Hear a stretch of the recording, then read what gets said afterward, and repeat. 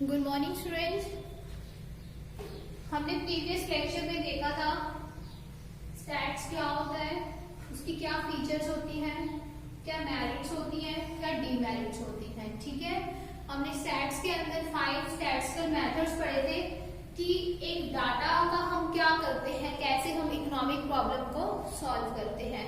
तो कौन कौन से मेथड्स देख लेंगे। सबसे पहले हमें क्या करना होता था, कलेक्शन ऑफ डाटा।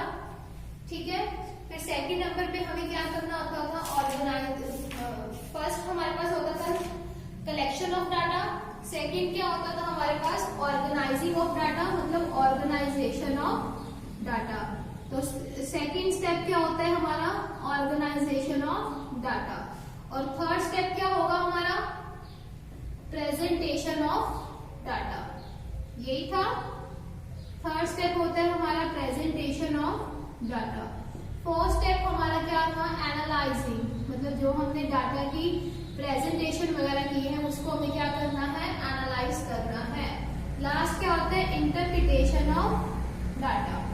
इंटरप्रिटेशन का मतलब कि उसको एनालाइज करने के बाद हमें क्या लेना है, डिसीजन लेना है कि एक इकोनॉमिक प्रॉब्लम कैसे सॉल्व हो सकती है। ठीक है, तो ये 5 स्टेजेस होती हैं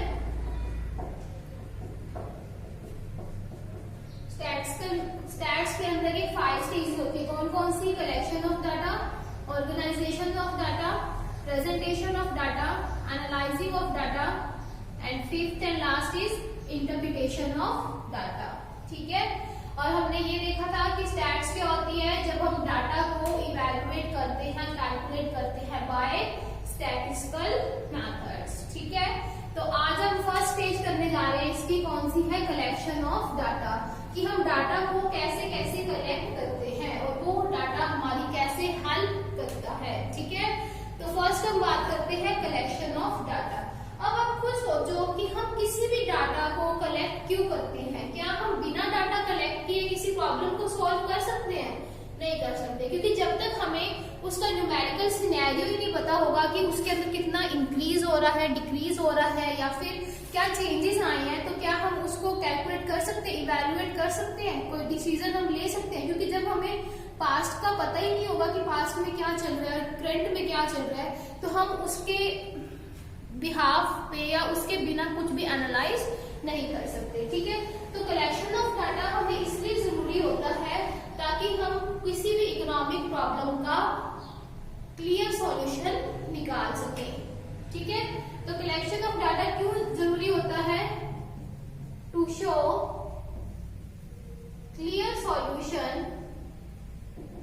ऑफ एनी इकोनॉमिक प्रॉब्लम, कि किसी भी इकोनॉमिक प्रॉब्लम का क्लियर सॉल्यूशन निकालने के लिए हमें सबसे पहले क्या करना पड़ता है, डाटा को कलेक्ट करना पड़ता है। ठीक है, तो अभी हम बात करते हैं collection of data. Collection of data में हमने क्या पढ़ा कि इसके अंदर एक क्लियर सॉल्यूशन होता है कि हमें कैसे इकोनॉमिक प्रॉब्लम को सॉल्व करना है।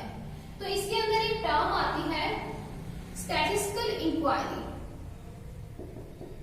स्टैटिस्टिकल इंक्वायरी, स्टैटिस्टिकल इंक्वायरी क्या होता है कि जो इन्वेस्टिगेटर डाटा को कलेक्ट करने के लिए इंक्वायरी करता है उसको स्टैटिस्टिकल इंक्वायरी कहते हैं।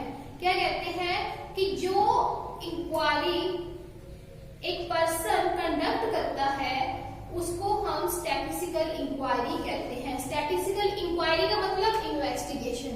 ठीक है, इंक्वायरी का मतलब इन्वेस्टिगेशन। इन्वेस्टिगेशन कौन करेगा, इन्वेस्टिगेटर करेगा। ठीक है, हम एक पर्सन होता है जो स्टैटिस्टिकल इंक्वायरी करता है उसको इन्वेस्टिगेटर कहते हैं। वो इन्वेस्टिगेटर क्या करता है, डाटा को कलेक्ट करता है और पूरा कलेक्शन करता है कि किस ईयर में या किस टाइम पीरियड में क्या क्या चेंजेस आए। ठीक है, तो स्टैटिस्टिकल इंक्वायरी का मतलब क्या होता है, एक ऐसी सर्च, एक ऐसी इन्वेस्टिगेशन जो स्टैटिस्टिकल मेथड का यूज करके कंडक्ट करी जाती है।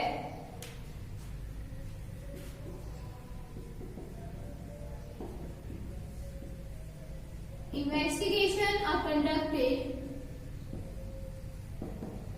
by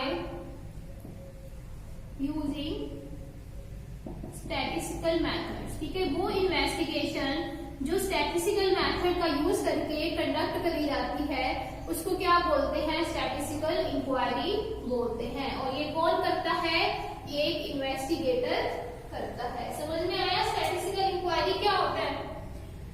ठीक है, तो अभी हम बात करते हैं, जैसे कि हम वीट का प्रोडक्शन ले लेते हैं। वीट के प्रोडक्शन में जैसे हमने बहुत सारे ईयर्स का ले लिया, 1991 से लेके 2002 तक हमने ले लिया कि कितना कितना वीट का प्रोडक्शन हुआ। ठीक है, तो अब देखो जब हम वीट का प्रोडक्शन लेंगे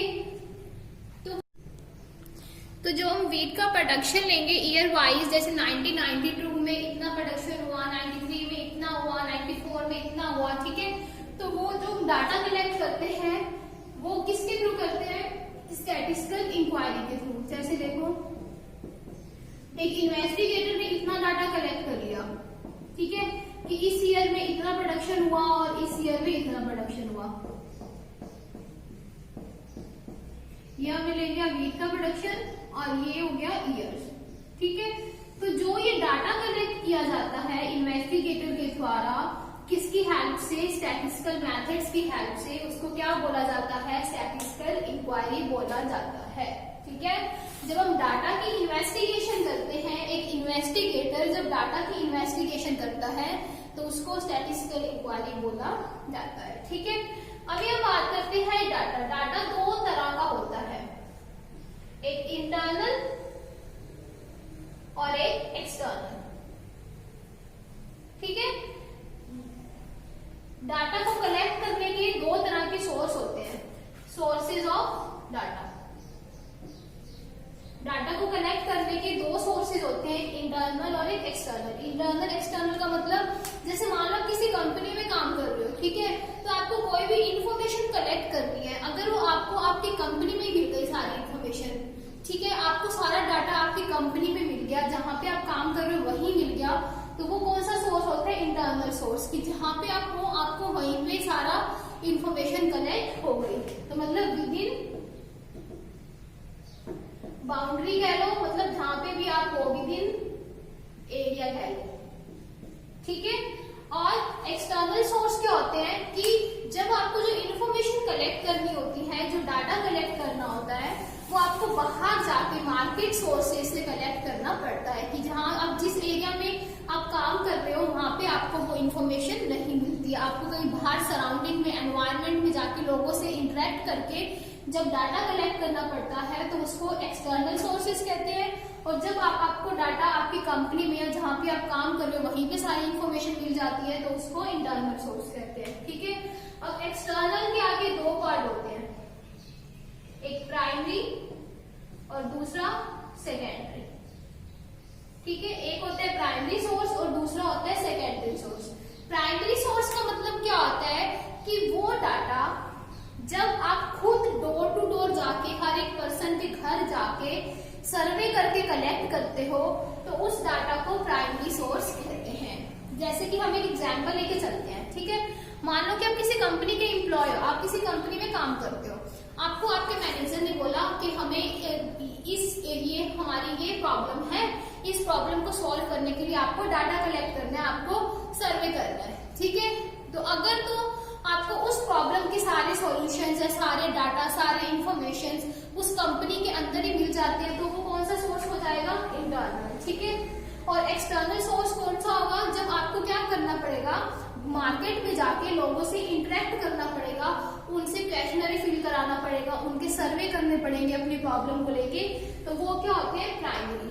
ठीक है, सेकेंडरी क्या होता है कि जैसे मैनेजर ने आपको अपॉइंट किया कि आपको इस प्रॉब्लम के लिए डाटा कलेक्ट करना है, आपने क्या किया, किसी दूसरे पर्सन को अपने नीचे अपने अंडर हायर कर लिया, आपने उसको बोल दिया कि भाई ये प्रॉब्लम है, इसी चीज के लिए हमें डाटा चाहिए, तुमने इतने लोगों का सर्वे करना है, ये करना है। ठीक है, तो अब वो सेकेंड पर्सन आपको जब इंफॉर्मेशन लाके देगा सारी, तो वो सेकेंडरी सोर्स होता है। प्राइमरी सोर्स का मतलब क्या होता है कि जब ओरिजिनल डाटा हम खुद कलेक्ट करते हैं, इन्वेस्टिगेटर खुद कलेक्ट करता है तो वो प्राइमरी सोर्स होता है। जब वो किसी सेकंड पर्सन को हायर करता है या फिर किसी दूसरे पर्सन से सारी इंफॉर्मेशन कलेक्ट करता है तो वो क्या होता है, सेकेंडरी सोर्स होता है। समझ में आए दोनों कि प्राइमरी डाटा और सेकेंडरी डाटा में क्या क्या फर्क होता है।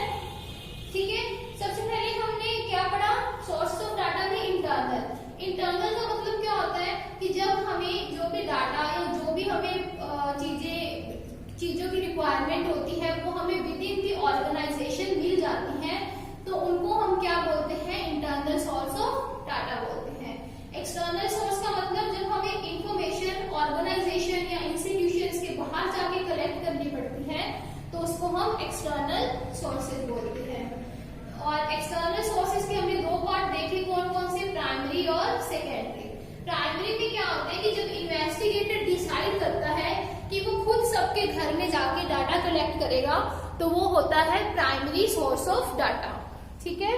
और सेकेंडरी सोर्स ऑफ डाटा क्या होता है कि जब जो इन्वेस्टिगेटर होता है वो आगे किसी पर्सन को अपॉइंट कर देता है कि मेरे बिहाफ पे सारी इन्फॉर्मेशन तू कलेक्ट कर और इतने दिनों में मुझे सारी इन्फॉर्मेशन मिल जानी चाहिए, या फिर वो किसी सेकंड पर्सन के पास जाके सारी इन्फॉर्मेशन ले आता है, तो वो होता है सेकेंडरी सोर्स ऑफ डाटा। तो अब देखो प्राइमरी में खुद कलेक्ट करना और सेकेंडरी में किसी दूसरे से लेना, तो इससे हमें एक चीज क्लियर होती है कि जो प्राइमरी डाटा है वो क्या है, ओरिजिनल डाटा है, लेकिन जो सेकेंडरी डाटा है उसके अंदर कुछ भी फ्लक्चुएशंस हो सकती हैं या फिर कुछ डुप्लीकेट भी हो सकता है, ठीक है। तो ये टॉपिक समझ में आया आपको प्राइमरी और सेकेंडरी का, ठीक है। और क्या डिफरेंस हो सकते हैं कि जो प्राइमरी डाटा होता है उसके अंदर कॉस्ट टाइम ज्यादा लगता है क्योंकि वो पर्सन को खुद को करना होता है, लेकिन जो सेकेंडरी होता है उसके अंदर टाइम वगैरह बहुत कम कंज्यूम होता है क्योंकि वो ऑलरेडी किसी पर्सन ने किया हुआ होता है, ठीक है। तो अभी जो प्राइमरी और सेकेंडरी डाटा है इनके कुछ पार्ट्स हैं कि प्राइमरी डाटा में कौन कौन सी चीजें आती हैं, हम कैसे कैसे डाटा कलेक्ट कर सकते हैं, और सेकेंडरी में कौन कौन सी चीजें आती हैं, ठीक है। तो अभी हम प्राइमरी और सेकेंडरी डाटा की हमने बात करी है, तो हम देखते हैं कि प्राइमरी डाटा के अंदर कौन कौन से तरह के डाटा हम कैसे कैसे डाटा कलेक्ट कर सकते हैं, कौन कौन से सोर्सेज हैं। तो सबसे पहला है डायरेक्ट पर्सनल इन्वेस्टिगेशन, मतलब कि जब इन्वेस्टिगेटर खुद जाके इन्वेस्टिगेशन करता है तो उसको बोलते हैं डायरेक्ट पर्सनल इन्वेस्टिगेशन, ठीक है। फिर सेकंड होता है इनडायरेक्ट ऑरल इन्वेस्टिगेशन, ठीक है। इनडायरेक्ट ऑरल का मतलब क्या होता है कि जब जो इन्वेस्टिगेटर है वो ऑरली जाके मतलब कि लोगों से बातचीत करके डाटा कलेक्ट करता है, उसको हम इनडायरेक्ट ऑरल बोलते हैं। डायरेक्ट पर्सनल का मतलब क्या होता है जब इन्वेस्टिगेटर खुद जाके इंफॉर्मेशन कलेक्ट करता है, ठीक है।